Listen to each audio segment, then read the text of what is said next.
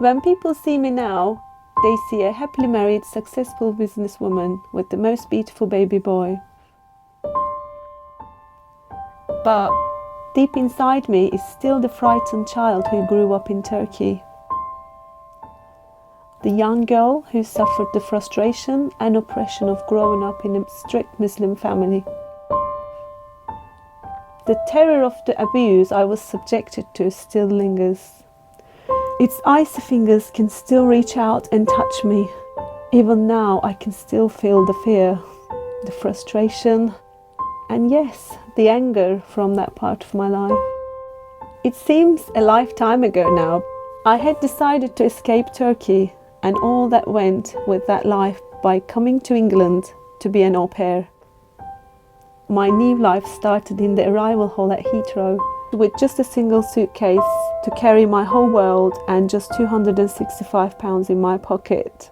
Looking back, I find it hard to believe I survived the loneliness. I spoke no English, and the isolation I felt in those first few months could so easily force me to give in and go back.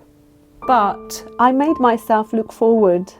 I visualized my dreams and I set myself goals. Tiny goals to start with. Learn a new word, make a new friend, get through a day without crying or being afraid. I gave myself permission to be proud of myself, permission to feel worthy of happiness, permission to feel I deserve more from life.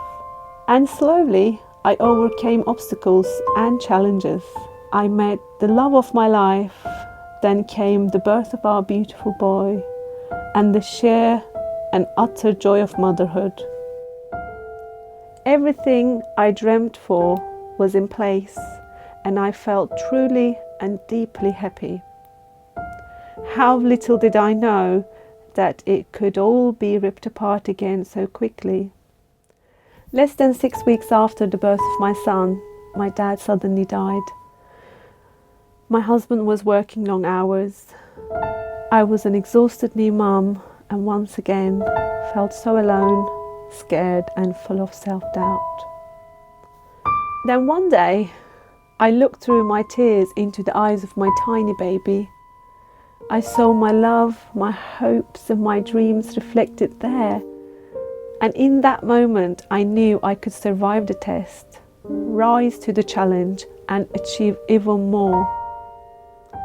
This is my story, but it is not the end, just the beginning of a new chapter with new goals and overwhelming desire to inspire and empower others to believe in themselves.